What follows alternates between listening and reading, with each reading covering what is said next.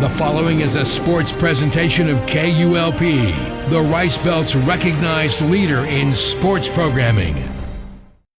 Gene PeeWee Wier, known around these parts as Mr. Ricebird, loves taking his daughter Sherry to all the games. That's rain or shine, people. And there's plenty to tell me about Ricebird football throughout the years. Tell me a little bit about your history with the Ricebirds. Were you born in El Campo? No, I was born in Houston, Texas in 1939. And we moved to El Campo to my grandmother's place in 1948. That was the fourth grade, and I went to school at Southside. That was my start here in El Campo, Texas. What years did you play Ricebird football?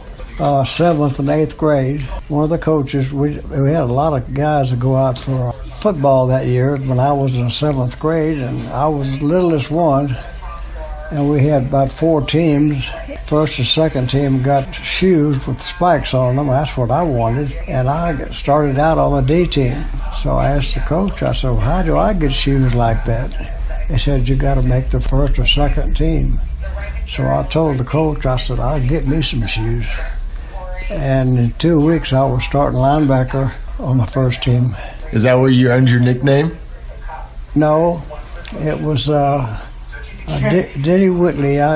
We used to run around from the 4th grade all the way through school. Mm-hmm. And his daddy named me PeeWee. He started calling me PeeWee because I was the shortest one. Okay. And it got stuck, and it's still there today. It definitely is. What positions did you play? You said in middle school you were a linebacker. In high school, I played at running back, and then I think somebody got hurt or something. That they asked me if I would like to play linebacker. I said, I don't care, as long as I play. And so I played linebacker until I graduated. So you're known around these parts as Mr. Ricebird. I think that kind of made you laugh whenever I mentioned it to you. What do you love most about the Ricebird sports? I look back at it, I should have been a coach. I can make a decision, you do it like they do. And that's just what I liked, was be around kids. Mm-hmm. Some of these kids here, they were football players.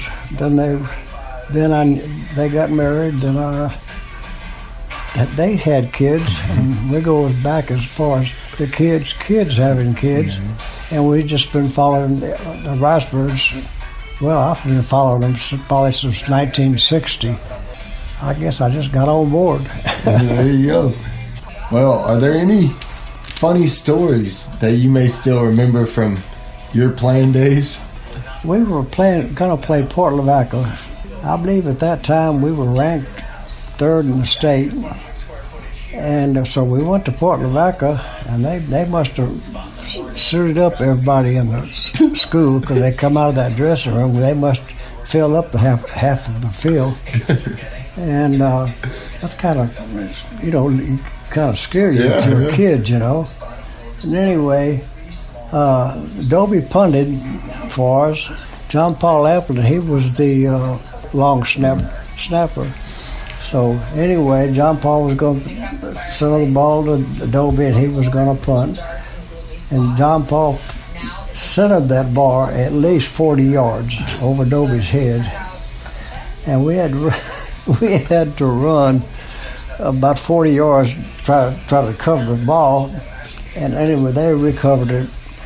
I always talk about that. But anyway, that was about the funniest thing I've ever seen.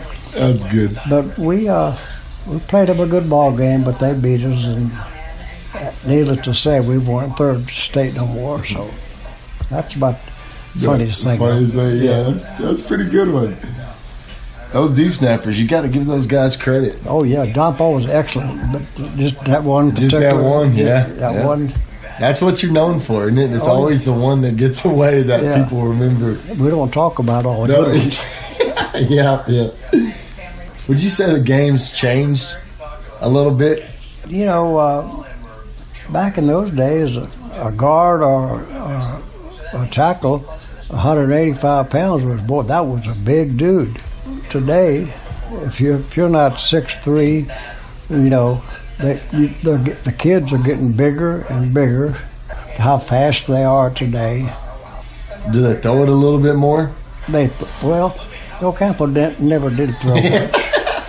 I think they probably threw more when Johnny Nardine was playing quarterback. Plus, they had their equipment now is so much better than ours was. We had leather helmets. Now, I believe Coach must have got those on sale somewhere. About 9.5 pounds. The safety part of it is not like it is today. I think the coaches take care of the kids a lot better than. What would you say being a Ricebird taught you? This is, I think, a perfect place to raise a family. She's my reason to go to every game. She likes to go. She has a mum that she'll be wearing that we got 20 years ago, and it looks like new. Betty puts it up every year. I've always followed the Ricebirds. Yeah, that's Mr. Ricebird. That's what I'm telling you. As you mentioned, it is homecoming this week. How did you guys celebrate homecoming? All I remember is everybody goes to the bay and hope that they can get back without having a wreck and they drink too much root beer. Homecoming's a good thing. If you carry that on the next year and the next year, we're going to be 61 years since we graduated. That wraps up week 4 of Retro Birds. Huge thanks to PeeWee Wier for taking some time to tell me about the good old days. Join us halftime of the Ocampo-Needville matchup and see which Ricebird I had the pleasure to catch up with next.